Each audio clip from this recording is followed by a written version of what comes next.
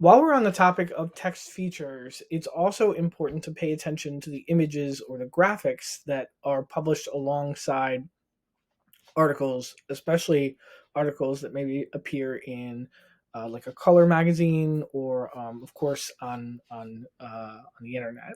So, taking a look at some of the images or graphics can oftentimes give us a clue as to what the author's main point or what their argument is going to be. So, if we spend just a little bit of time examining this image here, what we notice is that there's a large figure in the background.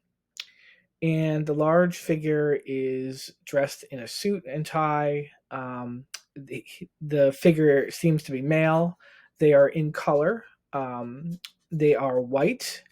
They are carrying a large megaphone.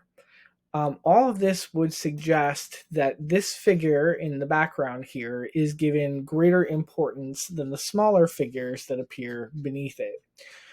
We may even consider the megaphone suggesting that this person's voice is amplified or given more space than the voices of others. If we examine the images on the bottom, these are silhouettes of figures.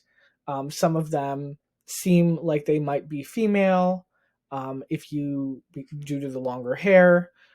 If you look closely, some of the silhouettes look like they might be wearing hijabs or even a burqa.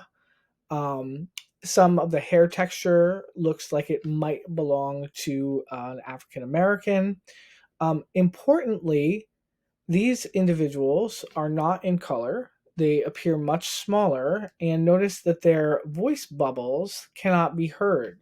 So there's almost a suggestion here that the figure in the back is drowning out the voices of the figures in the bottom.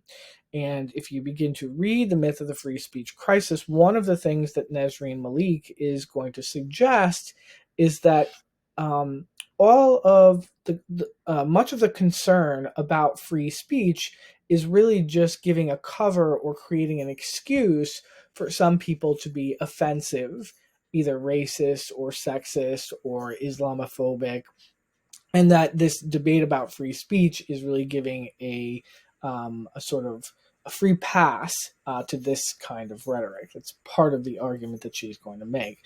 So, taking a look at the image, you can see how that might clue us in or prepare us to accept that argument or prepare us to appreciate that argument as we read the text. So, again, as you're paying it, as you continue to read, you want to pay attention to all sorts of text features, including not just how the words are arranged on the page, but also